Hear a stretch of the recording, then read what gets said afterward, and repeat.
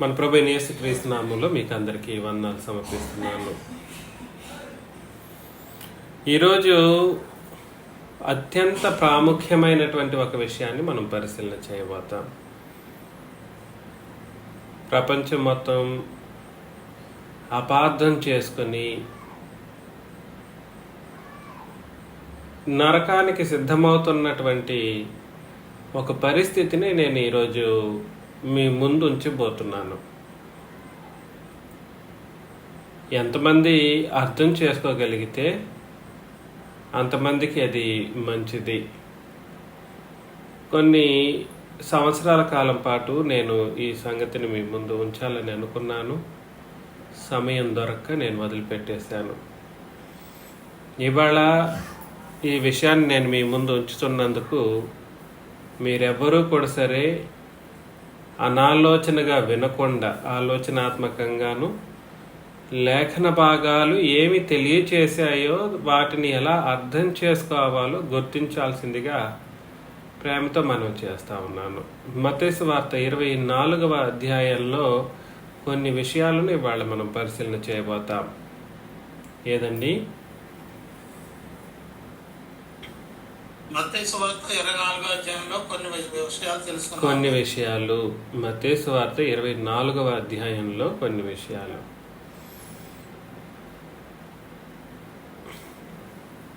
ప్రపంచమే తప్పుడు అభిప్రాయాల మీద రన్ అవుతున్నటువంటి ఒక సబ్జెక్ట్ ఇది. ఈ అధ్యాయం ప్రపంచం మొత్తం కూడా తప్పుడు సిద్ధాంతాలను తయారు చేసుకొని నడుస్తున్నటువంటి ఒక సిద్ధాంతాలకు మూలమైనటువంటిది ఈ అధ్యాయం. మత్తయి 24 మొదటి వచనం మనం చదివినప్పుడు, యేసు దేవాలయము నుండి బయలుదేరి వెళ్ళుచుండగా ఆయన శిష్యులు ఆ దేవాలయపు కట్టడములు ఆయనకు చూపింపవచ్చిరి. యేసు దేవాలయం నుండి బయలుదేరి వెళ్ళుచుండగా ఆయన శిష్యులు ఆ దేవాలయపు కట్టడములు ఆయనకు చూపింపవచ్చిరి. కట్టడములు ఆయన ఎక్కడి నుండి బయలుదేరారు?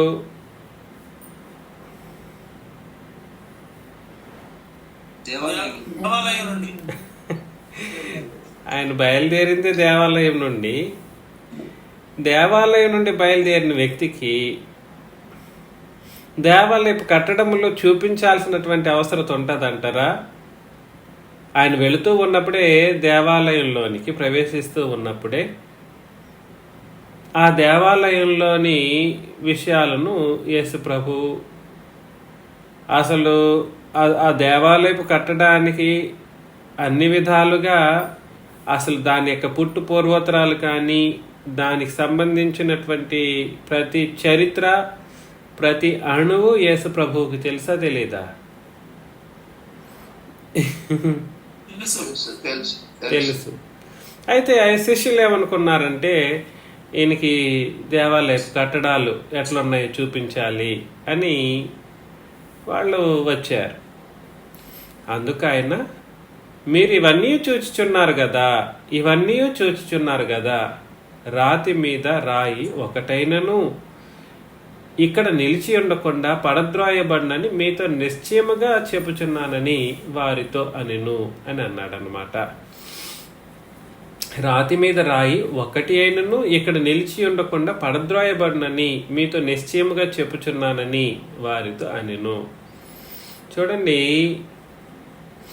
ఆ దేవాలయపు కట్టడములకు సంబంధించినటువంటి విషయాలు ప్రభువైన యేసుక్రీస్తుకి అపోస్తలులో లేదా శిష్యుల కంటే కూడా సరే చాలా ప్రాముఖ్యంగా తెలుసు. ప్రతి అణువు తెలుసు అందులో అన్నది. తెలిసిన ఒక వ్యక్తికి చూపించాలనుకున్నటువంటి వాళ్ళకి యేసు ప్రభువు చెబుతున్నటువంటి సమాధానం ఏమిటనంటే, మీరు ఇవన్నీ చూస్తున్నారు కదా, మీరే చూస్తున్నారు, నాకెందుకు చూపిస్తారు? మీరు చూస్తున్నారు, నాకు చూపించడానికి ఎందుకు వస్తున్నారు? మీరే చూస్తున్నారు. మరి చూసిన మీరు ఏం చేస్తారంటే రాతి మీద రాయి ఒకటి అయినను ఇక్కడ నిలిచి ఉండకుండా పడద్రాయబడినని మీతో నిశ్చయముగా చెప్పుచున్నానని వారితో అనెను అని అన్నాడు. దీన్ని ఈ రాతి మీద రాయి ఒకదాని మీద ఒకటి నిలవబడకుండా పడద్రాయబడుతుంది అని చెప్పబడినటువంటి ఈ మాటను దేవాలయం యొక్క నాశనం గురించి చెబుతున్నట్లుగా మనుషులు అనుకొని, ఇది దాదాపు ఆఫ్టర్ డెత్ ఆఫ్ క్రైస్ట్ యానో డొమిని అని అంటారు, 70th ఇయర్లో 70వ సంవత్సరంలో జరిగింది. యేసు ప్రభు పుట్టుక నుండి 70వ సంవత్సరంలో ఆ దేవాలయం అన్నది పడగొట్టబడింది అన్నట్లుగా ఒక చరిత్రను గూగుల్లోనో లేదనంటే ఇంకెవడో హిస్టారియన్ ఒకడు రాసిన దాన్ని పట్టుకునేసి 70వ సంవత్సరంలో దేవాలయం పడగొట్టబడింది, ఆ 70వ సంవత్సరంలో పడగొట్టబడినటువంటి ఆ దేవాలయపు విషయాన్ని యేసు ప్రభువే సాక్షాత్తు ప్రవచిస్తున్నారన్నటువంటి ఒక తప్పుడు సిద్ధాంతాన్ని సృష్టించుకున్నారు నేటి ప్రపంచం. ఈ మాట మీకు ఎవరికైనా ఐడియా ఉందా? ఎవరైనా మీకు చెప్పారా? మీ బోధకులు అనబడిన వాళ్ళు, లేదనంటే ఇంతకు ముందు అబద్ధాన్ని వచించిన వాళ్ళు, మీకు ఎవరికైనా ఐడియా ఉందా?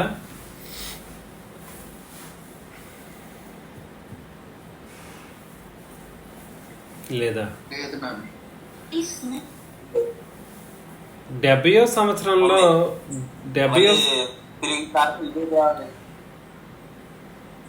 ఇదే దేవాలయాన్ని మళ్ళీ తిరిగి కడతారని కూడా చెబుతున్నారు.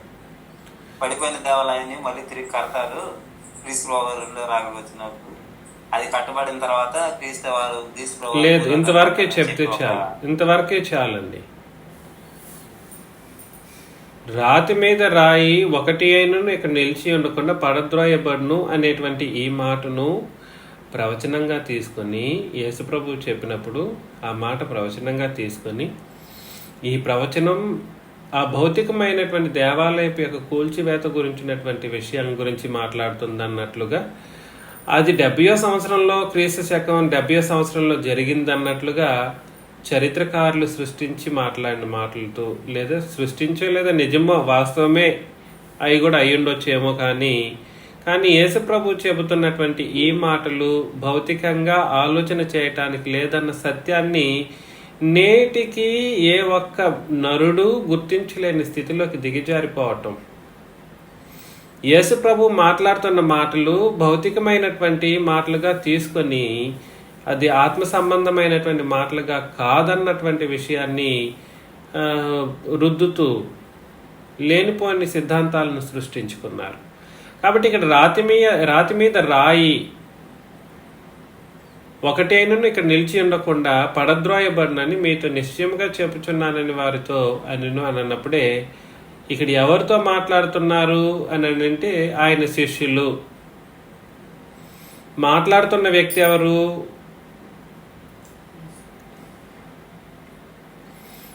యేసు ప్రభు.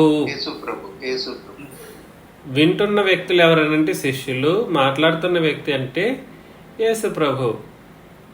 మాట్లాడుతున్న సందర్భం ఏమిటి అని అంటే ఆ రాతి మీద రాయి ఒకటేను నిలబడకుండా పడద్రాయబడే ఒక సన్నివేశం, సందర్భం. 3వ వచనం, ఆయన ఒలీవల కొండ మీద కూర్చుండి ఉన్నప్పుడు, ఒలీవల కొండ మీద కూర్చుండి ఉన్నప్పుడు శిష్యులు ఆయన యొద్దకు ఏకాంతముగా వచ్చి ఇవి ఎప్పుడు జరుగును, నీ రాకడకును ఈ యుగ సమాప్తికి నీ సూచనలేవి మాతో చెప్పమనగా. ఇక్కడ అత్యంత ముఖ్యమైనటువంటి ప్రశ్నలు శిష్యులు వేశారు. ఎప్పుడు వేశారు అని అంటే ఒంటరిగా యేసు ప్రభు ఉన్నప్పుడు ఈ ప్రశ్నలు వేస్తూ ఉన్నారు, ఏకాంతంగా ఉన్నప్పుడు. మీకు ఏదైనా సందర్భం గుర్తొస్తుందా? ఎవరికైనా ఏదైనా సందర్భం గుర్తొస్తుందా? ఆయన ఒంటరిగా ఉన్నప్పుడు ఏం జరుగుతుంది?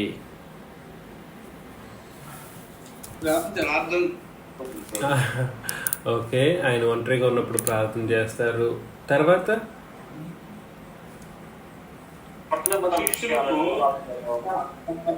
సత్యాలు చెప్తారు.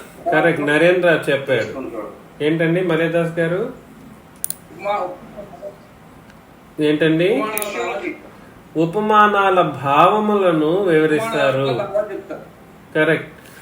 ఆయన ప్రవచించిన ప్రవచనం యొక్క వాస్తవికతలనైతేనేమి, లేదా ఉపమానాల యొక్క భావనలని అయితేనేమి యేసు ప్రభు పటాపంచులు చేసే సందర్భం ఎప్పుడు అని అంటే ఆయన ఒంటరిగా ఉన్నప్పుడు, శిష్యులు కూడా ఏకాంతముగా ఆయనతో పాటు వచ్చినప్పుడు. లేఖన భాగాన్ని మనం చదువుతాం. మార్క్స్ వార్త 3వ అధ్యాయంలో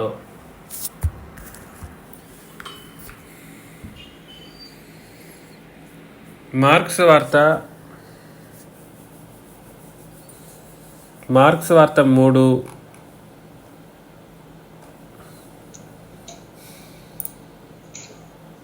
ఎన్న వచనం అండి?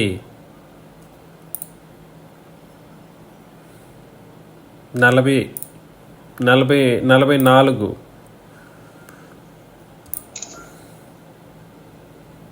మార్క్స్ వార్త 3వ అధ్యాయం 35 వచనాలేనండి. 44 లేదు సార్. లోకాలో ఉంటుందండి. 4వ అధ్యాయం. ఓకే, 4వ అధ్యాయం. ఓకే, 4వ అధ్యాయం 33 నుండి 4వ అధ్యాయం 33 నుండి. వారికి వినుటకు శక్తి కలిగిన కొలది ఇలాంటి అనేకమైన ఉపమానములను చెప్పి ఆయన వారికి వాక్యం బోధించెను.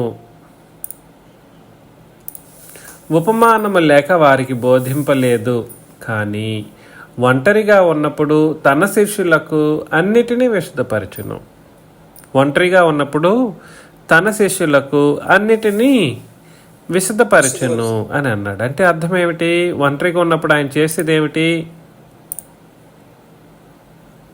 అన్నిటినీ చెప్పిన ఉపమానాలు అయితేనేమి, కరెక్ట్, చెప్పిన ఉపమానాలు అయితేనేమి, లేదా ప్రవచించిన ప్రవచనం యొక్క వాస్తవికతలను అయితేనేమి యేసు ప్రభు ఎవరికి తెలియజేస్తుంటారంటే తన శిష్యులకు ఒంటరిగా ఉన్నప్పుడు తెలియజేసేవారు. ఇక్కడ మరలా మత్తయి సువార్త 24వ అధ్యాయంలోకి మనం వచ్చేసినప్పుడు 3వ వచనం మనం చదువుతూ ఉన్నప్పుడు ఆయన ఒలివల కొండ మీద కూర్చుని ఉన్నప్పుడు శిష్యులు ఆయన యొద్దకు ఏకాంతముగా వచ్చి, ఇవి ఎప్పుడు జరుగును? ఏవి ఎప్పుడు జరుగును? రాతి మీద రాయి ఒకటి పడద్రోయబడ్డం, 2 అది ఎప్పుడు జరుగును అనే ప్రశ్నలో భాగంగానే నీ రాకడకును ఈ యుగ సమాప్తికి నీ సూచనలేవి మాతో చెప్పుము అని అడిగారనమాట. అంటే అర్థం ఏమిటనంటే ఇక్కడ ఏదో ఒక ముఖ్యమైనటువంటి కార్యక్రమం గురించి మాట్లాడడం జరుగుతుంది. పైన చెప్పబడిన సన్నివేశానికి అనగా సొలొమోను కట్టిన దేవాలయపు రాతి మీద రాయి పడద్రోయబడ్డానికి, యుగ సమాప్తికి ఏదో సందర్భం ఉంది, ఏదో లింక్ ఉందనే దాని అర్థం. అంతేనండి. యేసు ప్రభు ప్రవచించారు. ఈ ప్రవచనం వీళ్ళు ఇదేందబ్బా ఈయన ఇట్లా చెప్పేశారు, ఏం చెప్పారైనా, ఇదేంది ఎంత వైభవంగా కట్టినటువంటి ఈ దేవాలయంలో రాళ్ళు ఒకదాని మీద ఒకటి నిలబడకుండా పడద్రోయబడతాయా అని వీళ్ళు చాలా చింతపడి ఆలోచన చేసి, ఇంత వైభవమైనటువంటిది పడిపోతే ఇంకేముంది, దేవుణ్ణి అలా ఆరాధన చేయాలనే ఆలోచనలో వచ్చారేమో. వచ్చి యేసు ప్రభు ఒంటరిగా కొండ మీద కూర్చుంటున్నప్పుడు ఒలివల కొండ మీద ఏకాంతముగా వచ్చి ఆయన అడిగారు, ఇది ఎప్పుడు జరుగును నీ రాకడకును ఈ యుగ సమాప్తికి నీ సూచనలేమి మాతో చెప్పుమనగా. కాబట్టి 2 ప్రశ్నలు వేశారు. ఒకటి, నీ రాకడ, యేసుప్రభు యొక్క రాకడకును, మరియు ఈ యుగ సమాప్తి. ఈ యుగము అంటే అర్థమేమిటి?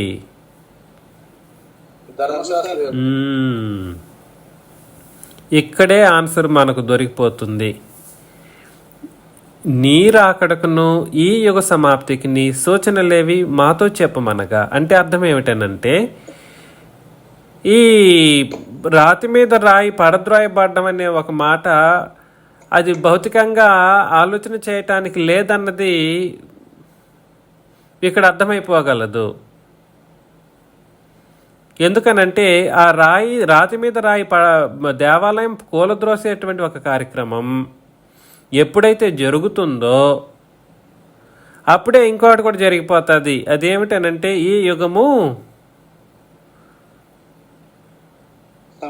సమాప్తం అవ్వడం, ఈ యుగము సమాప్తం అవ్వడం. అందులోనూ ఇక్కడ చెప్తున్నటువంటి సందర్భం ఏమిటనంటే రెండో ప్రశ్న నీ రాకడ అని అన్నారు. నీ రాకడ అంటే ఆయనకు రాకడ ఎప్పుడు జరగబోతుందో ఆ విషయాన్ని కూడా మాట్లాడడం అనేది ఇక్కడ జరుగుతూ ఉంది. నేను ప్రస్తుతానికి రాకడ గురించి మాట్లాడట్లేదు. కాకపోతే రాకడైనా కూడా సరే ఆయన సార్ మీ వాయిస్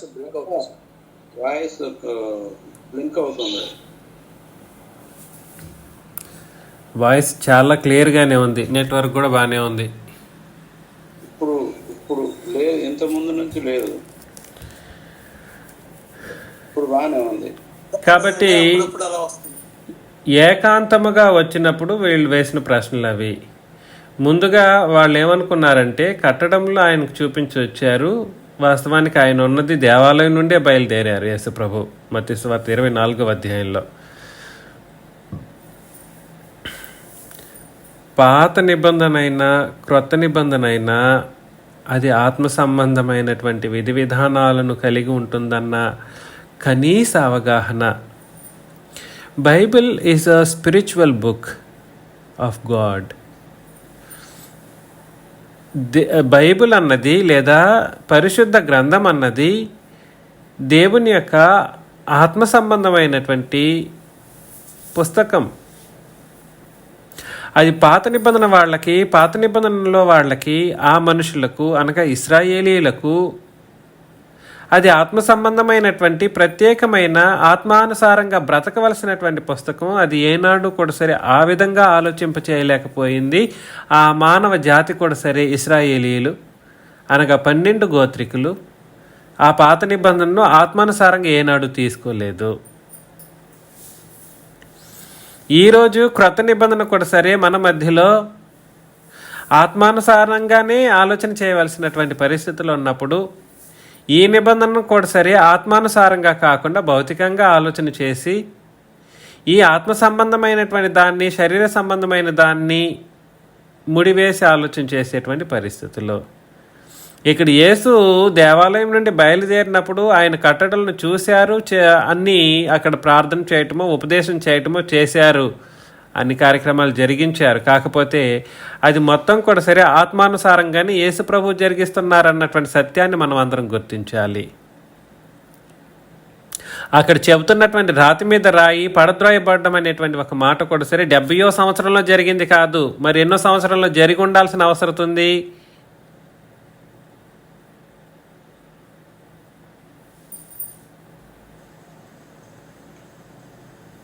33వ సంవత్సరం. చెప్పండి, దీంట్లో కష్టమేమి?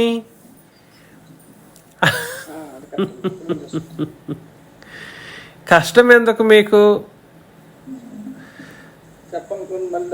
వారి నిబంధన ఎప్పుడైతే నెరవేర్చి కొట్టివేయబడిందో అప్పుడే వాళ్ళ యొక్క ఆత్మ సంబంధమైనటువంటి దేవాలయం అయితేనేమి, ఆత్మ సంబంధమైనటువంటి నిబంధన అయితేనేమి, వారి యొక్క ఆత్మ సంబంధమైనటువంటి సంబంధ బాంధవ్యం తండ్రితో ఇశ్రాయేలీలు ఎలాంటి బాంధవ్యాన్ని కలిగి ఉండేవాళ్ళండి, ఎలాంటి బంధాన్ని కలిగి ఉండేవాళ్ళనంటే భార్య భర్తల సంబంధం కలిగి ఉండేవాళ్ళు.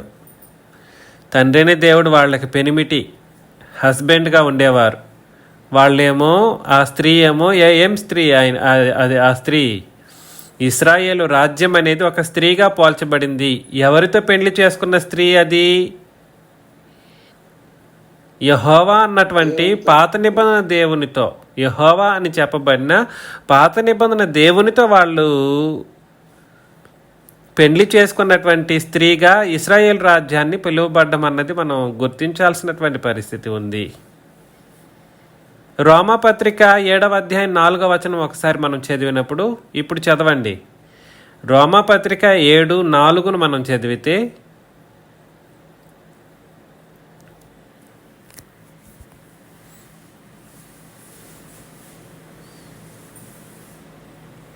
చదవమన్నప్పుడేమో చదవరు, చదవద్దంటేనేమో చదవండి. కావున నా సహోదరులారా, ఉమ్, మనము దేవుని కొరకు ఫలమును ఫలించినట్లు ఉమ్, మృతులలో నుండి లేపబడిన క్రీస్తు అని వేరొకని చేరుడికై ఉమ్. మీరును ఆయన శరీరము ద్వారా ధర్మశాస్త్ర విషయమై మృతులైతిరి. చూసారా, దేవుని కొరకు ఫలం ఫలించాలి. ఇంకను మీరేమనుకుంటున్నారు? యెహోవా దేవుడే మా భర్త అనుకుంటున్నారు, మా పురుషుడు అనుకుంటున్నారు. కాదు కాదు కాదు. మీ ధర్మశాస్త్రము క్రీస్తు యొక్క శరీరంలో ఎప్పుడైతే కొట్టివేయబడిందో, అందులో ఆజ్ఞలన్నీ మనకు అడ్డం లేకుండా ఎత్తివేయబడిందో, అప్పుడే వాళ్ళు వేరొక పురుషుని చేరాలి. వేరొక పురుషుడు ఎవరు? ఇప్పుడు యేసుక్రీస్తు అనే వేరొక పురుషుడు. క్రీస్తు వారు. ఇంకా వాళ్ళ యొక్క నిబంధన కొట్టివేయబడినప్పుడు తండ్రితో భార్యాభర్తల సంబంధం కూడా సరే తెంచేయబడింది అన్నమాట. తండ్రితో భార్యాభర్తల సంబంధం, ఇశ్రాయేలీయులు అనేటువంటి స్త్రీకి భార్యాభర్తల సంబంధం తెంచివేయబడింది. ఇంక మీరు చేరవలసిన పురుషుడు వేరొక ఆయన వచ్చారు. ఆయన ఎవరు అంటే యేసుక్రీస్తు. ఇక మీరు ఎప్పుడైతే తెంచివేయబడిందో మీరేమయ్యారంటే, మీ నిబంధన కొట్టివేసినప్పుడు శ్రీక్రీస్తు యొక్క శరీరంలో మీరు కూడా ఆ దేవుని లెక్కలు ఏమయ్యారు? ఇశ్రాయేలీలు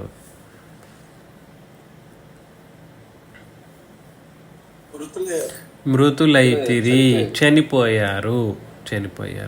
ఇక మీరు బ్రతకాలనుకుంటే మీరు చేరాల్సిన ఇంకో భర్త ఉన్నాడు. ఆయన ఎవరు? యేసుక్రీస్తు. కాబట్టి నేనేం చెప్పడానికి ప్రయత్నం చేస్తున్నానంటే, ఇక్కడ చెప్పబడుతున్నటువంటి సందర్భాన్ని మనం గుర్తించాలి. వాళ్ళ నిబంధన కొట్టివేయబడినప్పుడు ఆ దేవాలయంలో జరిగించే ప్రతి కార్యక్రమాలు ఆగిపోవలసినటువంటి పరిస్థితులు ఉన్నాయి. ఆ నిబంధనతో పాటు దేవాలయం అనబడినటువంటి ఆత్మ సంబంధమైన కట్టడం ఏమైందనంటే కూల్చివేయబడింది. ఇది ఆత్మ సంబంధంగా పరిశీలన చేయాలి. ఎలాగా?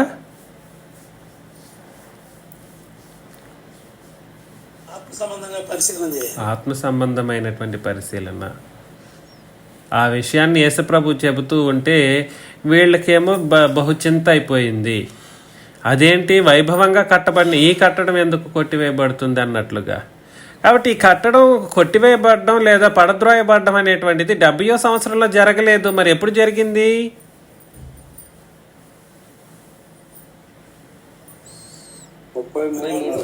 ముప్పై 33.5 సంవత్సరంలో జరిగింది. ఏమేమి జరిగిందో ఒకసారి చెప్పండి. 33.5 సంవత్సర కాలంలో ఏమేమి జరిగింది? నంబర్ 1, ధర్మశాస్త్రం కొట్టివేయబడడం జరిగింది. నంబర్ 2, ఇశ్రాయేలీల యొక్క ఆత్మ సంబంధమైన దేవాలయపు కట్టడాలు కూల్చివేయబడ్డాయి. మరలా రిపీట్ చేస్తున్నా, ఇశ్రాయేలీల యొక్క ఆత్మ సంబంధమైన దేవాలయపు కట్టడము కూల్చివేయడం జరిగింది. నంబర్ 3, దేవుడైన యెహోవా అనబడినటువంటి పురుషునితో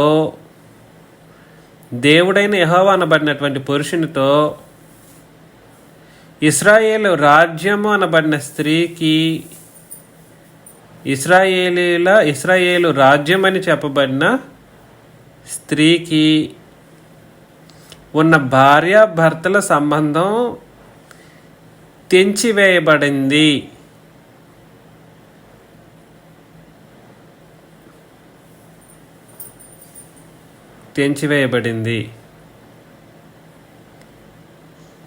క్రొత్త నిబంధన వచ్చిన తర్వాత, ఫోర్త్ పాయింట్, క్రొత్త నిబంధన వచ్చిన తర్వాత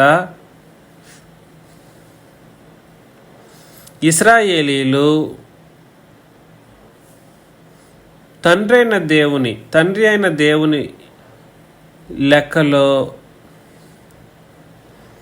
మృతులయ్యారు. తండ్రి అయిన దేవుని లెక్కలో మృతులయ్యారు. తద్వారా ఇశ్రాయేలీలందరూ సంఘములో చేర్చబడి, ఎక్కడండి? ఇశ్రాయేలీలందరూ సంఘములో చేర్చబడి క్రీస్తు అను వేరొక పురుషుని చేరవలసిన వారై ఉన్నారు. క్రీస్తు అను వేరొక పురుషుని చేరవలసిన వారై ఉన్నారు.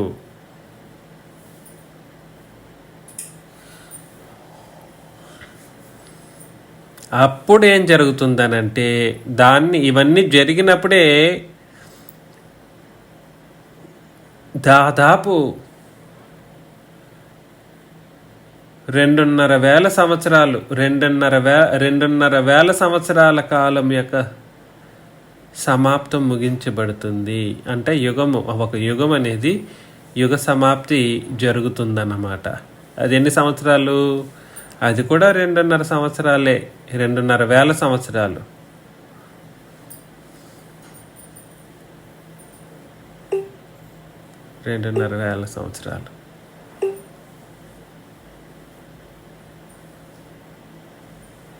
పాయింట్స్ చదవాలి నాకు, ఎవరైనా రాసుకుంటే.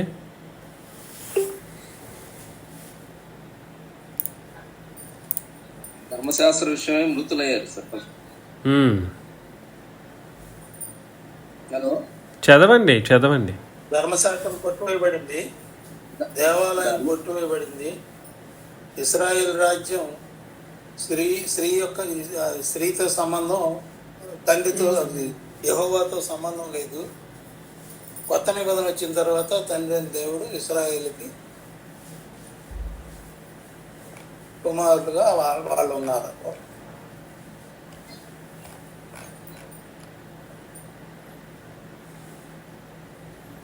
ఇంత సులభంగా చెప్తారా? నేను ఎంతసేపు చెప్పాను, ఎన్ని పాయింట్లు చెప్పాను? ధర్మశాస్త్రం కొట్టివేయబడింది. నేను చెప్తాను సార్. ధర్మశాస్త్రం కొట్టివేయబడింది. ఇశ్రాయేలు యొక్క ఆత్మ సంబంధమైన దేవాలయం కూల్చబడింది. కరెక్ట్. దేవుడైన యెహోవా పురుషునికి ఇశ్రాయేలు రాజ్యము అని చెప్పబడిన స్త్రీ భార్యాభర్తల నిబంధన తెంచివేయబడింది. క్రొత్త నిబంధన వచ్చిన తర్వాత ఇశ్రాయేలీలు తండ్రి అయిన దేవుని లెక్కలో మృతులైరి, తద్వారా ఇశ్రాయేలు అందరూ సంఘములో చేర్చబడి క్రీస్తుని వేరొక వ్యక్తిని చేర్చబడతారు. వేరొక పురుషుని సంవత్సరంలో యుగ సమాప్తి అవుతుంది. ఇవన్నీ జరిగినప్పుడు 2,500 సంవత్సరాల యొక్క ఒక యుగం అన్నది సమాప్తం పలకబడుతుంది. కాబట్టి ఒట్టిగా యేసుప్రభు ధర్మశాస్త్రాన్ని కొట్టివేశారంటే కాదు. దాన్ని కొట్టివేసినప్పుడు దాని మూలాలన్నీ కూడా కొట్టివేయబడ్డాయి. కొట్టివేసినప్పుడు దాని ప్రజలు కొట్టివేయబడ్డారు, ఎత్తివేయబడ్డారు, మృతులయ్యారు. ధర్మశాస్త్రము అనే పాత నిబంధన కొట్టివేయబడినప్పుడు దేవాలయం కొట్టివేయడం అంటే ఏమనుకుంటున్నారు? ఎవరైనా ఇన్ డీటెయిల్గా చెప్పగలరా? ఒక్క ఇన్ఫర్మేషన్ చెప్తారు ఎక్స్ట్రాగా? దేవాలయం కొట్టివేయబడ్డం అని అంటే అది ఎలాగా?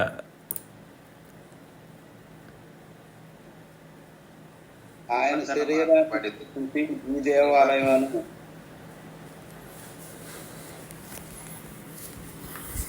చెప్పండి.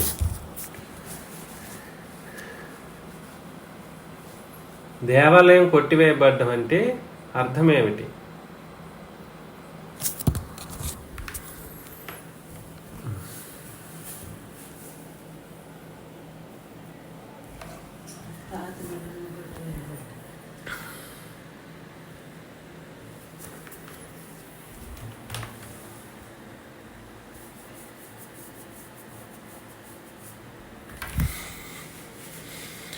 దేవాలయం కొట్టివేయబడ్డం అని అంటే ఇశ్రాయేలీయులు దేవాలయంలో జరిగించే కార్యక్రమాలను కూడా కొట్టివేసే ఒక కార్యక్రమం. అంటే అర్థం ఏమిటి? దేవాలయంలో వాళ్ళ యొక్క ఆరాధన విధి విధానాలు ఏం చేయబడతాయి? ఆగిపోతాయి. యాజకత్వం, లేవీలు చేసే యాజకత్వం సిలువలో ఏం చేయబడింది? మార్చబడింది, అది కొట్టివేయబడ్డది. అవునండి. అయ్యో, ఆ యాజకత్వం ఇంకా ఉందా? లేవి యాజకత్వం మన మధ్యలో? లేదా యేసు ప్రభు మరణించిన తర్వాత అయినా ఉండాల్సిన అవసరం ఉందానంటే ఖచ్చితంగా లేదు, ఖచ్చితంగా లేదు. హెబ్రీలకు రాసిన పత్రిక 7వ అధ్యాయంలో, హెబ్రీలకు రాసిన పత్రిక 7:11 నుండి మనం చదివినప్పుడు ఆ లేవీయులు యాజకులై ఉండగా ప్రజలకు ధర్మశాస్త్రం ఇయ్యబడినో. కాబట్టి లేవి యాజకత్వం దేని ప్రకారం, ఏ నిబంధన ప్రకారం అండి? ధర్మశాస్త్రం. అవునండి, అవును, ధర్మశాస్త్రం ఇవ్వబడిన గనుక ఆ యాజకుల వలన సంపూర్ణ సిద్ధి కలిగిన ఎడల అహరోను క్రమంలో చేరిన వాడని చెప్పబడక మెల్కీసెదెకు క్రమము చొప్పున వేరొక యాజకుడు రావాల్సిన అవసరమేమి? ఇదియుగాక యాజకులు మార్చబడిన ఎడల ఆవశ్యకముగా యాజక ధర్మము సహా మార్చబడును. ఎందుకు యాజకులు మార్చబడ్డారు?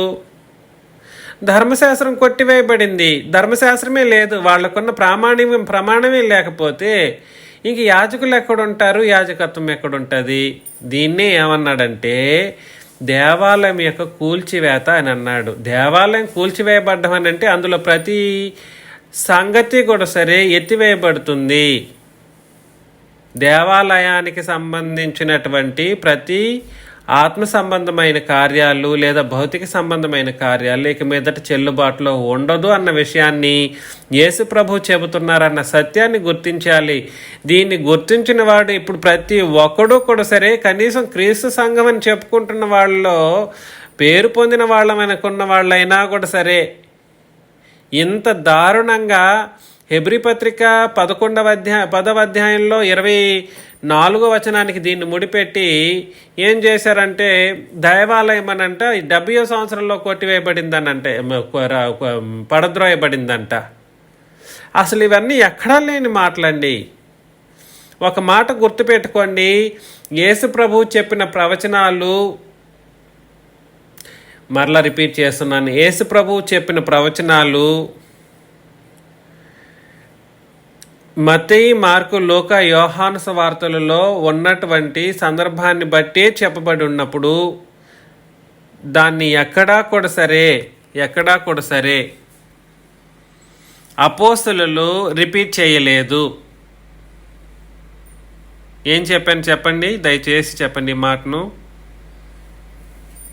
మత్తయి, మార్కు, లూకా, యోహాను సువార్తలో చెప్పబడినటువంటి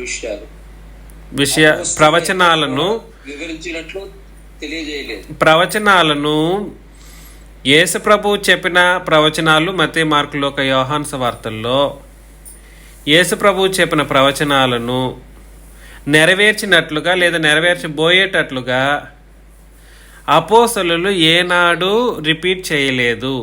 వాళ్ళు అట్లాంటి పత్రికలు రాయలేదు, అపోస్తలులు రాయలేదు. కాబట్టి ఇది దేన్ని నెరవేర్పు అని అంటే నీ రాకడకును ఈ యుగ సమాప్తికి సూచనలు. ఈ యుగము అంటే ఏ యుగము చెప్పేశాడు ప్రత్యేకించి. ఏంటిది ఆ యుగము? ధర్మశాస్త్రమైనే పాత నిబంధన యుగం యొక్క ముగింపు గురించి మాట్లాడుతున్నప్పుడు దీన్ని క్రొత్త నిబంధన కాలం 70వ సంవత్సరానికి తీసుకొచ్చేసేయడం ఏంటి? ఎలాగా? 70వ సంవత్సరాన్ని తీసుకొచ్చేదండి.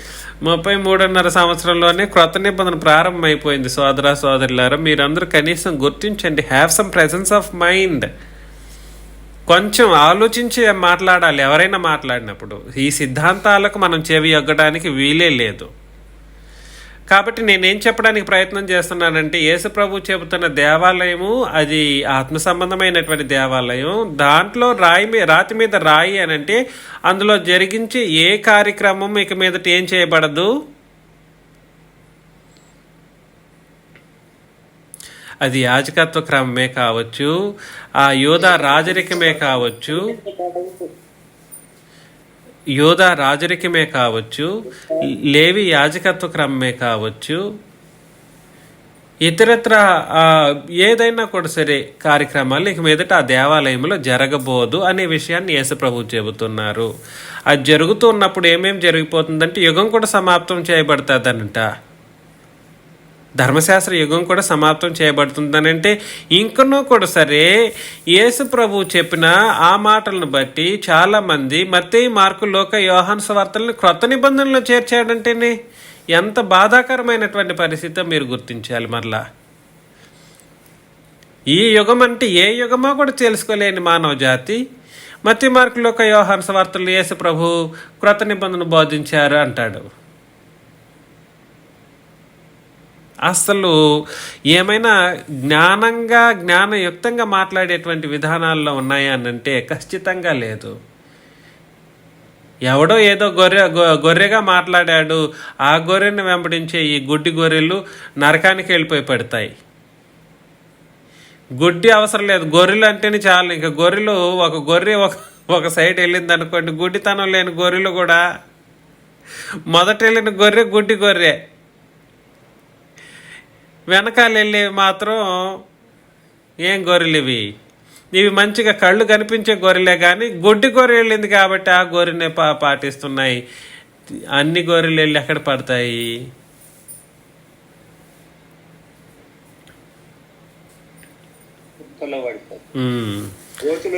గోతిలో పడ్డావు. గోతిలో కాదు, ఇక్కడ చెప్పి ఈ గుడ్డి గొర్రెలు ఎక్కడ పోయి పడతాయంటే ఇవి కూడా గుడ్డి గొర్రెలే చెప్పాలి. ఇంక అన్నీ కూడా గుడ్డి గొర్రెలు, ఇవి చదివి కూడా తెలుసుకోలేని గుడ్డి గొర్రెలు.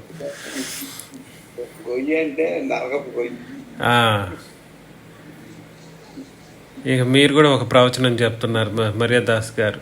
ఉపమానాలు 4వ వచనం, యేసు వారితో ఇట్లా నిన్ను ఎవడును మిమ్మల్ని మోసపరచకుండా చూచుకొనుడి. యేసు వారితో, వారెవరు? సందర్భం శిష్యులు. ఇట్లా నేను ఎవడును మిమ్మునంటే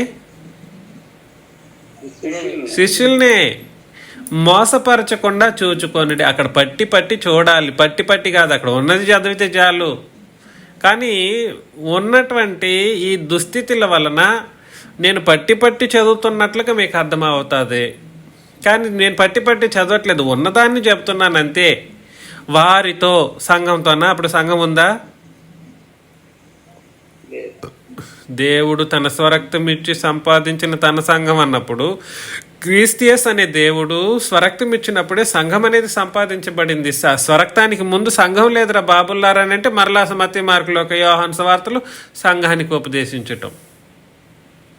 ఇక్కడ వారితో అన్నప్పుడు మరలా సంఘానికి ఆ లేఖన భాగాలను ఆపాదించటం. మిమ్మల్ని మోసపరచకుండా చూచుకొనిడి అని అన్నప్పుడు మిమ్మును అన్న వాళ్ళు ఎవరో కూడా తెలుసుకోకుండా సంఘానికి మరలా దాన్ని తీసుకొచ్చి రుద్దడం. ఇవన్నీ పచ్చి అబద్ధ బోధలకు మూలం అన్నమాట. దేనికి మూలము? పచ్చి అబద్ధానికి. నేను ఆ మాట చెప్పాను, అబద్ధం అని చెప్పలేదే శేషు గారు.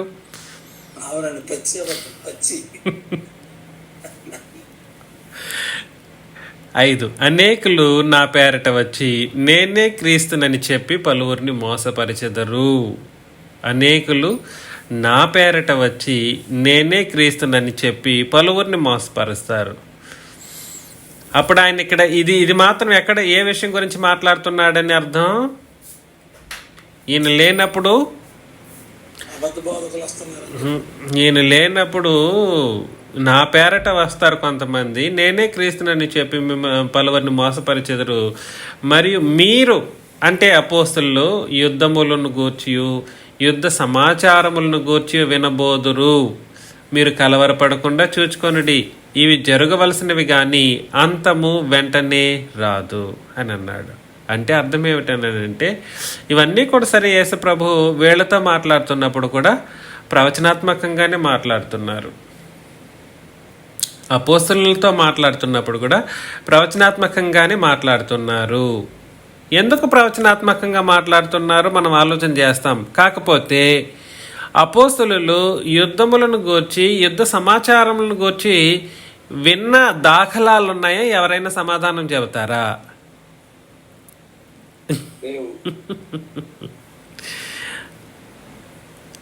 అపోస్తలులు మీరు అన్నాడు కదండి, మీరు అన్నప్పుడు ఇక్కడ సంఘమా? సంఘం కాదు. మీరు అన్నప్పుడు ఇక్కడ శిష్యులు మాత్రమే లేదా అపోస్తలులు మాత్రమే యుద్ధములను గూర్చి యుద్ధ సమాచారములను గూర్చి వినబోదురు అని అన్నాడు. మరి యుద్ధ సమాచారం గురించి విన్నటువంటి దాఖలాలు కనబడాలి. నేను చెప్పేది మీకు అర్థమవుతుందో లేదో? యుద్ధ సమాచారముల గురించి వింటారు అని యేసుప్రభు చెప్పినప్పుడు యుద్ధ సమాచారాలు అపోస్తలులు విన్నారా? యుద్ధములను గూర్చి యుద్ధ సమాచారములను గూర్చి వినబోదురు అని అన్నాడు. ఒక్క ప్రకటన గ్రంథంలో తప్ప, మరలా రిపీట్ చేస్తున్నాను, ఒక్క ప్రకటన గ్రంథంలో తప్ప మరి ఎక్కడా కూడా సరే అపోస్తలులు యుద్ధములను కానీ యుద్ధ సమాచారములను గూర్చి కానీ మాట్లాడలేదు. మరి ఇక్కడ యేసుప్రభు చెబుతున్న ఈ యుద్ధములు యుద్ధ సమాచారములను గూర్చి అపోస్తలులు లేదా శిష్యులు అనబడిన వాళ్ళు వినబోవడం అనేది దేనికి సంబంధించింది? ఏమైనా ఐడియా ఉందా?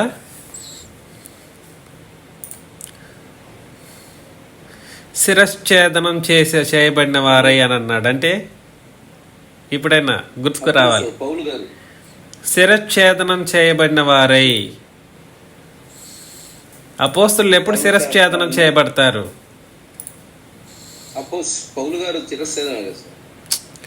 వీళ్ళు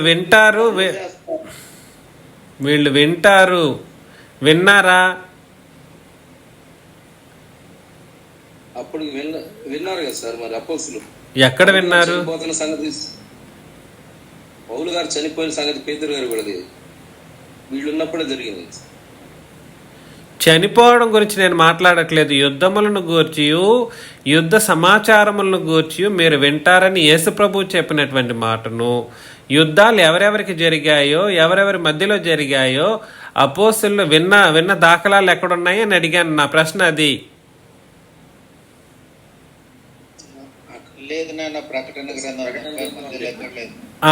కరెక్ట్. ఎక్కడ విన్నారు? నా ప్రశ్నను అర్థం చేసుకోండి. కానీ నేను ఒక క్లూ ఇచ్చాను మీకు.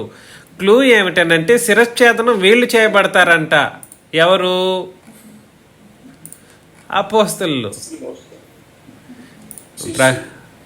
ప్రకటన గ్రంథం ఏంటండి కృష్ణ గారు?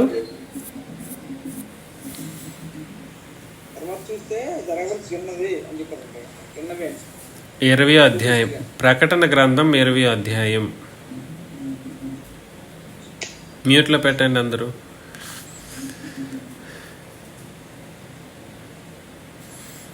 మొదటి నుండి నేను చదువుతున్నాను. మరియు పెద్ద సంఖ్యలను చేత పట్టుకొని అగాధము యొక్క తాళపు చెవి గల ఒక దేవదూత పరలోకం నుండి దిగి వచ్చుట చూచితిని. అతడు ఆది సర్పమును అనగా అపవాదియు సాతానును అను ఆ ఘట సర్పమును పట్టుకొని 1000 సంవత్సరములు వానిని బంధించి అగాధములో పడవేసి. ఏంటి? అపవాది పట్టుబడ్డాడు. అపవాది ఎప్పుడు పట్టుబడ్డాడు?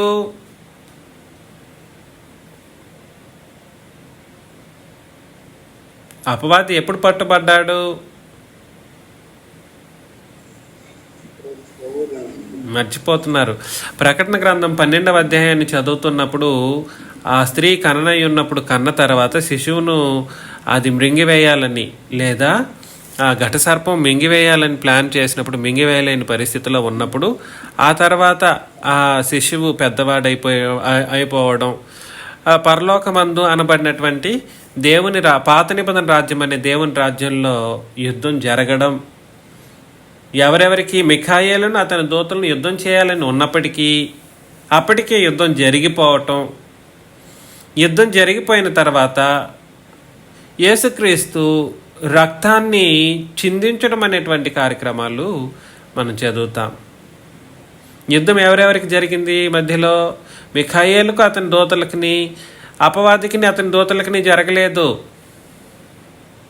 యుద్ధం ఎవరెవరికి మధ్య జరిగిందనంటే యేసు ప్రభువు వధించబడే అంతగా యుద్ధం జరిగింది. ఎవరెవరి మధ్యలో అంటే యేసు ప్రభువుకి అపవాది దూతలకును. దూతలకి అపవాది వాళ్ళ దూతలు. అపవాది దూతలకును యేసు ప్రభుకి జరిగింది, కానీ అపవాది దూతలను ఓడించినందుకు అపవాది కూడా సరే, అపవాది ఏం చేయబడ్డాడంటే పట్టుబడ్డాడు. అప్పుడేం చేయబడ్డాడు?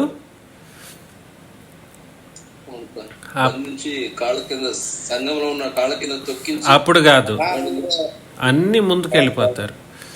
అప్పుడు పట్టుబడతాడు.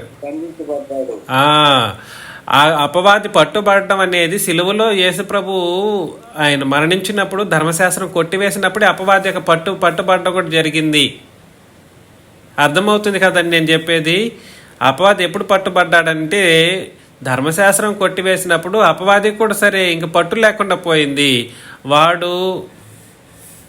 అపవాది బలహీనుడైపోయేసి పట్టుబడిపోయేటువంటి పరిస్థితి వచ్చింది. పట్టుబడి వాళ్ళు ఏం చేశారంటే ఆ 1000 సంవత్సరం తీసుకెళ్లి అగాధంలో పడవేసి ఆ 1000 సంవత్సరములు గడిచే వరకు ఇక జనములను మోసపరుచుకున్నట్లు అగాధమును మోసి దానికి ముద్ర వేసిను. అటు పిమ్మట వాడు కొంచెం కాలం విడిచిపెట్టబడవలెను.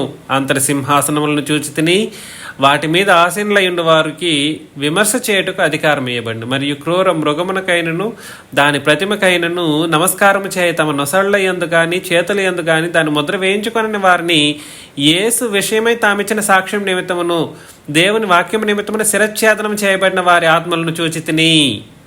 కాబట్టి శిరచ్ఛేదనం ఎవరు? వీళ్ళు యేసు విషయమై సాక్ష్యం ఇచ్చిన వాళ్ళు ఎవరు? శిష్యులు లేదా అపోస్తలులు. వాళ్ళు ఏం చేయబడ్డారనంటే శిరచ్ఛేదనం చేయబడ్డారు.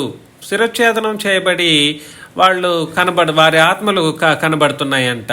ఎవరికి? యోహానికి. మరలా వారు ఎలా ఉన్నారు? మరలా వారు బ్రతికిన వారై, ఏంటి, మా ఆత్మలు శిరచ్ఛేదనం చేయబడినప్పుడు వాళ్ళు ఏం చేయబడ్డారు? బ్రతికిన వారై 1000 సంవత్సరముల క్రీస్తుతో కూడా రాజ్యము చేసిరి అని అన్నాడు. చేసిరి, ఆ మాటను మీరు అర్థం చేసుకోండి. అంటే అర్థం ఏమిటంటే ఇక్కడ చెప్పబడుతున్నటువంటి సందర్భం కూడా సరే, ఇక్కడ పరోక్షంగా చెప్పబడుతున్నప్పటికీ దీన్ని సుస్పష్టంగా అర్థం చేసుకునే అవకాశం అయితే ఖచ్చితంగా మనకు దేవుడిచ్చాడు. ఏమిటంటే సంగతి, శిరస్సు ఎవరు? యెహోవా అనేటువంటి దేవుడు. ఇక్కడ చెప్పబడుతున్నటువంటి యేసు విషయమై అన్నప్పుడు యేసు అనే మాటను పాత నిబంధన వ్యక్తి కానీ యేసు ప్రభువుని మనం చూడాల్సిన అవసరం ఉంది. ఆయన బ్రతికినప్పుడు ఆయన విషయమే సాక్ష్యం ఇస్తున్న ఆ ఇశ్రాయేలీల్లో ఎన్నుకొనబడినటువంటి ఆ శిష్యులు లేదా ఆ 12 మంది అపోస్తలులు అనబడినటువంటి వాళ్ళు ఏం చేయబడతారని అంటే, వారి నిబంధన కొట్టివేయబడినప్పుడు అపవాది యొక్క పట్టుబడటం, వీళ్ళ యొక్క శిరస్సు కూడా ఏం చేయబడింది?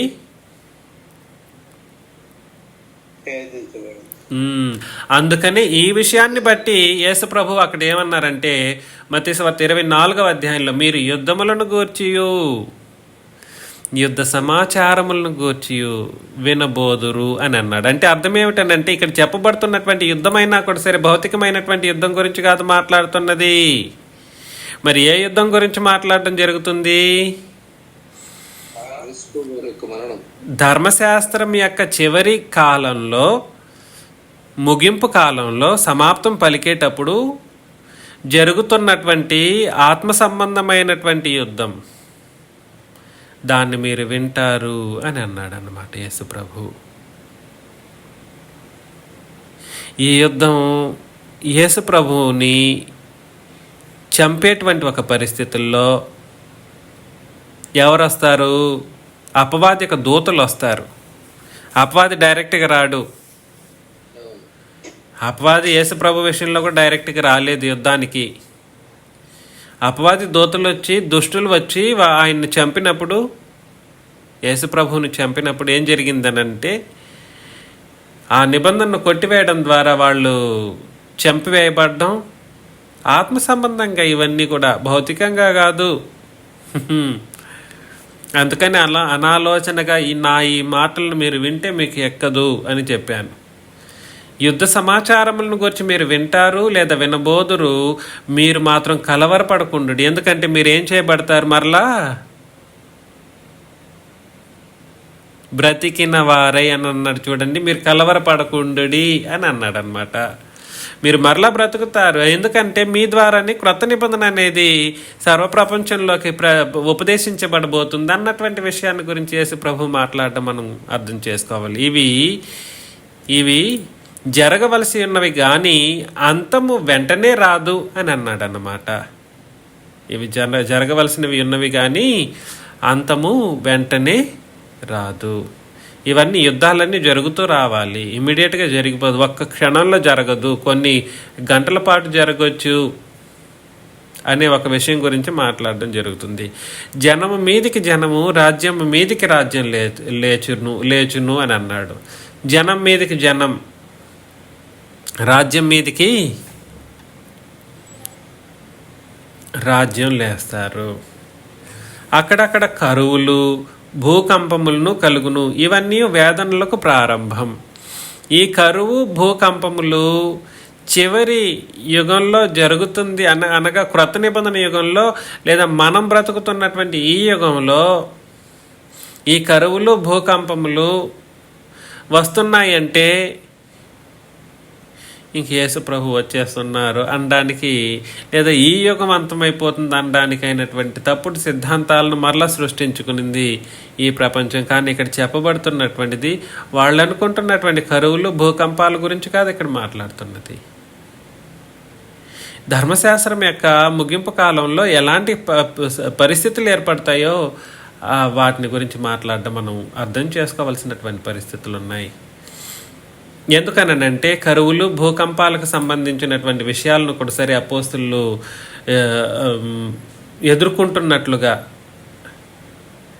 ఎదుర్కొని ఆయన వచ్చేస్తున్నట్లుగా వాళ్ళు కానీ ఒకవేళ చూడండి, నేను మరలా ఇప్పుడు రిపీట్ చేస్తున్నాను, ఒకవేళ ఇది ఎవరితో చెప్తున్నారు యేసు ప్రభు అని అంటే అపోస్తులతో చెబుతున్నారు. కరువులు, భూకంపములు కలుగుతాయి అని అన్నారు. అపోస్తులు ఉన్నప్పుడే కరువులు, భూకంపాలు వచ్చి వీళ్ళు అనుభవించున్నట్లయితే యేసు ప్రభు ఏం చేయబడి ఉండాలి?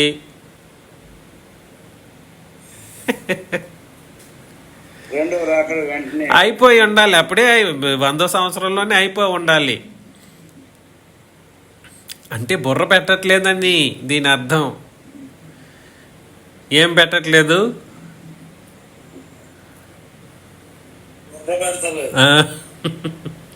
ఇవన్నీ వేదనలకు ప్రారంభం. 9వ వచనం, అప్పుడు జనులు మిమ్మును శ్రమల పాలు చేసి చంపెదరు. చూసారా? అప్పుడు జనులు మిమ్మును అని అంటే సంఘాన్న కాదు, అక్కడ చెప్పబడుతున్న శిష్యుల గురించే మాట్లాడుతూ ఉన్నాడు. శ్రమల పాలు చేసి చంపెదరు, మీరు నా నామము నిమిత్తము సకల జనముల చేత ద్వేషింపబడుదురు. అనేకులు అభ్యంతరపడి ఒకరినొకడు అప్పగించి ఒకరినొకడు ద్వేషింతురు. అనేకులైన అబద్ధ ప్రవక్తలు వచ్చి పలువురిని మోసం చేసెదరు. అక్రమము విస్తరించుట చేత అనేకుల ప్రేమ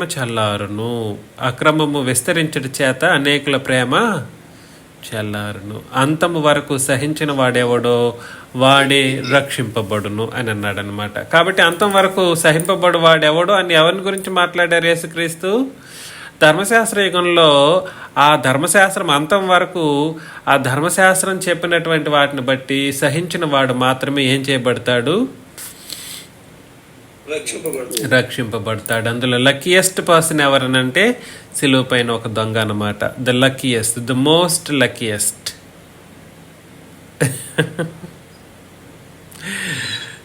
సంగతి అది. మిగిలిన విషయాలను వచ్చే వారం మనం ఆలోచన చేస్తాం. మీకందరికీ క్రీస్తు యేసు నామములో వందనాలు.